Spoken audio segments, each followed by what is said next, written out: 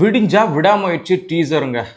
அஜித்துக்கு ஆல்ரெடி அப்டேட்டாக வந்து பார்த்தீங்கன்னா கார் ரேஸில் அவர் கலந்துக்க போகிறாரு. அதுவும் சர்வதேச போட்டிகளில் அவர் கலந்துக்க போகிறாரு. துபாய் போன்ற இடங்களில் ஐரோப்பிய வீரர்களுக்கு இடையில் இந்த மாதிரி மிகப்பெரிய அப்டேட்ஸ்லாம் வந்தது. என்னப்பா வெறும் ஒரு கார் ரேஸ் அப்டேட்டாக கொடுத்துட்டு இருக்கியே, ஒரு பக்கம் வந்து படத்தோட அப்டேட்ஸ் எதுவுமே வரலையேன்னு சொன்னால் அப்படிதான் நைட்டு வந்து பார்த்தீங்கன்னா விடாமுயற்சியோட டீசர் வந்து மகிழ் திருமேனி விட்டுருக்காரு. 2023 துணிவு பொங்கலுக்கு ரிலீஸ் ஆச்சு. அதோட 2025க்கு குட் பேட் அக்லி தான் ரிலீஸ் ஆகும்னு சொல்லதா அந்த மாதிரி தான் ஒரு தகவல் இருந்தது. ஆனால் இப்போ இது பார்த்தீங்கன்னா மகிழ் திருமேனி இல்லை நான் கன்ஃபார்ம் பண்ணுறேன் அப்படின்னு சொல்லிட்டு 2025 பொங்கலுக்கு வந்து பார்த்தீங்கன்னா இந்த விடாமுயற்சி திருவினையாக்கும் அந்த மூவி வந்து வெளியாக இருக்கிறதா ஒரு பக்கம் தகவல் இல்லை, ஒரு பக்கம் டீசரே வெளியாகி நிரூபிச்சுட்டாங்க. அதுக்கப்புறம் என்ன, அந்த டீசரில் இருக்கக்கூடிய டீகோடிங் தான். என்னப்பா சொல்கிற, இதில் வில்லத்தனத்திற்கு அதிக முக்கியத்துவம் கொடுத்துருக்கிறாரு நம்மளுடைய மகிழ் திருமேனி. ஏன் அப்படின்னு கேட்டிங்கன்னா, அவருடைய முன்படங்கள்லாம் பார்த்தீங்கன்னா எல்லாமே வில்லனுக்கு தான் அவ்வளோ ஒரு அழுத்தம் கொடுத்து ரொம்ப விரிவாக காமிச்சு ரொம்ப தெளிவாக காண்பிச்சிருப்பாரு. அஜித் இதுல எதுவுமே இந்த டீசர்ல வந்து எந்த வார்த்தையுமே டயலாக் டெலிவரியா எதுவுமே இல்லை. கிளாசிக்கான ஒரு ஹாலிவுட் ரேஞ்சில் வந்து அங்கங்க பிக்சரோட குவாலிட்டி, ஒரு பக்கம் கேமராமேன் அசத்தி இருப்பாரு, அதுக்கப்புறமா மியூசிக்கும் ரொம்ப இல்லாம மீடியமாவும் அந்த என்ன முன்னாடி படத்துக்கெல்லாம் அஜித் அவர்களுக்கு அந்த துப்பாக்கி சீன்லாம் போட்டு டமால் டுமில் காதை கிழிச்சு தள்ளியிருப்பாரு விவேகம் படத்துல. ஸோ அந்த மாதிரிலாம் இல்லாம இந்த படத்துல கொஞ்சம் கிளாசிக்காகவும் ரொம்ப அமைதியாகவும் ஒரு ஹாலிவுட் கிளாசிக் எப்படி இருக்குமோ அந்த ரேஞ்சில் தான் வந்து இந்த டீசர் முழுக்க இருந்தது. தொடக்கத்திலேயே வந்து பார்த்தீங்கன்னா அர்ஜுனையும் ரெஜினா கெசன்ட்ராவையும் ரெண்டு பேரும் சிரிக்கிற மாதிரி காட்டுறாங்க. ஆக மொத்தம் வில்லத்தனத்திற்கு இங்கு ஒரு முக்கியத்துவம் கொடுத்துருக்குறாங்க.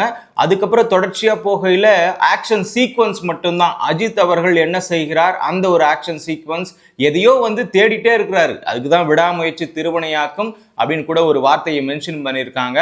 அதுவும் இல்லாம மாசான ஒரு டைலாக்கும் கொடுக்காம ஒரு பக்கம் எழுத்தால எல்லாரும் எல்லாமும் கைவிடும் போது உன்னை நம்பு அப்படின்னு சொல்லி டைட்டில் கார்டை அதுக்கடுத்து முயற்சி திருவினையாக்கும், அதுவும் விடாமுயற்சி திருவினையாக்கும். செம்ம பஞ்சுங்க. ஆனா அஜித்தோட வாயால சொல்லாம அதை வந்து வேற மாதிரி கொண்டு போயிட்டு இதுதான்ப்பா படம் அப்படின்ற மாதிரி எடுத்து போயிட்டு கரெக்டாக டீசரை முடிச்சிருக்கிறாங்க. இந்த டீசர் பார்க்கும்போது இது இன்னொரு படத்தோட சாயல் இருக்கிறது அப்படின்னு சொல்லிட்டு ஒரு விமர்சனமும் எழுந்திருக்குது. அது என்ன படம் அப்படின்னு சொல்றீங்களா? ஹாலிவுட்ல பிரேக் டவுன். நீங்க இந்த டீசர்லயே கூட பாருங்க, அந்தந்த இடத்துல வந்து ஒரு ஹாலிவுட் சாயல் இருக்கும். ஹாலிவுட் லுக்ல வந்து நிறைய மெம்பர்ஸ் இருப்பாங்க. அதுக்கப்புறமா வீடுங்கள்லாம் அங்க இருக்கக்கூடிய அந்த சுற்றுச்சூழல், அந்த ஒரு காரு போகக்கூடிய ஒரு ரோடு எல்லாமே காலியா இருக்கும். ஸோ இதெல்லாம் வைத்து பார்க்கும்போது அந்த படத்துடைய சாயல் இங்கு இருக்கிறதா அப்படின்னா உண்மைதான். ஒரு பக்கம் அந்த படத்துடைய சின்ன ஒரு கதையை மட்டும் சொல்றேன், அதை பார்த்து இதோட ஒப்பிட்டு பாருங்க, ஓரளவுக்கு ஒற்றுமையா தான் இருக்கும். ஒரு பக்கம் அந்த பிரேக் டவுன் மூவியோட ஸ்டோரி என்னன்னா, ஒன்றும் இல்லைங்க, ஒரு ஒரு ஒரு காதலர்கள் அவங்க ரெண்டு பேரும் கல்யாணம் பண்ணிக்கிட்டு வேலை வந்து ப்ரெஷரில் நிறைய வேலை செய்கிறாங்க. அப்படி செய்யும்போது அவங்களுக்கு என்ன ஆகுதுன்னா, இல்லை நம்ம ஒன் டே வந்து ட்ரிப் போகணும் அப்படின்னு சொல்லிட்டு சொல்கிறாங்க.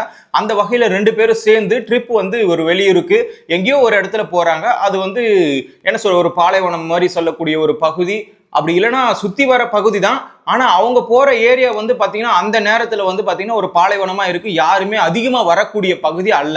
ஸோ அந்த நேரத்தில் இவங்க காரில் போயிட்டு இருக்கும்போது இன்னொருத்தர் வந்து பின்னாடி வந்து ஒரு ட்ரக்கோ ஏதோ ஒன்று நின்று அவங்கள தடுக்க முயற்சிக்கிறாங்க. ஸோ அப்படி முயற்சிக்கும் போது அவங்க ரெண்டு பேருக்கு வாக்குவாதமாகி இடையில வந்து இன்னும் நிறைய கூட்டங்கள் வந்து யார் அந்த கண்டெய்னருக்கு இந்த ட்ரக்குக்கு சப்போர்ட்டா நிறைய பேர் வந்து என்ன பண்ணுவாங்கன்னா அஜித்துடைய ஒய்ஃபை தூக்கிட்டு போயிடுவாங்க, அதாவது த்ரிஷாவை தூக்கிட்டு போயிடுவாங்க. நான் இந்த கதையோட மிங்கிள் பண்றேன். அப்படி தூக்கிட்டு போறப்போ அஜித்துக்கு யார் இவங்க, ஏன் என்கிட்ட வந்து பிரச்சனை பண்ணோம், ஒரு பக்கம் ஏன் என்னோட ஒய்ஃபை இவங்க தூக்கிட்டு போனோம், இவங்க எங்க தான் தூக்கிட்டு போனாங்க.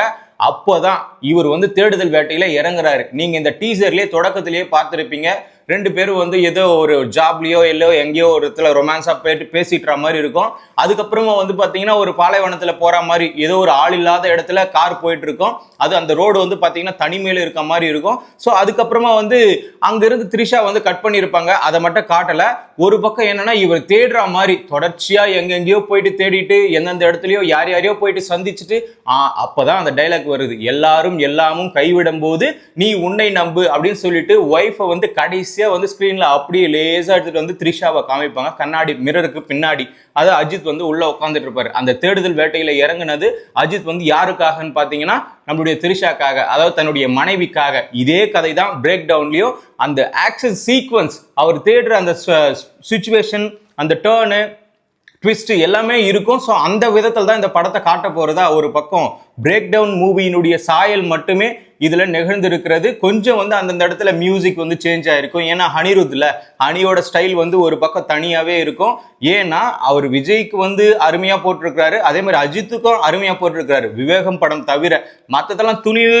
இந்த படம் வந்து போன வருஷம் வந்து 2023 மிகப்பெரிய ஒரு வெற்றி அடைஞ்சது. அதனை தொடர்ந்து அடுத்த வருடமே படம் கொடுப்பாருன்னு நினைச்சோம், ஆனா கொடுக்கல. இப்ப 2024 தான் கொடுப்பாருன்னு நினைச்சோம், ஆனா கொடுக்கல. ஆனா 2025 நான் 2024க்கும் சேர்த்து ஒரு படத்தை கொடுத்துடுறேன் அப்படின்னு சொல்லிட்டு குட் பேட் அக்லின்னு சொல்லக்கூடிய ஒரு படம் வந்து மகிழ் திருமேனுடைய விடாமுயற்சி திருவினையாக்கம் அடுத்து அந்த படம் வந்து ரிலீஸ் ஆகிறதாகவும் ஒரு தகவல் இருக்கு.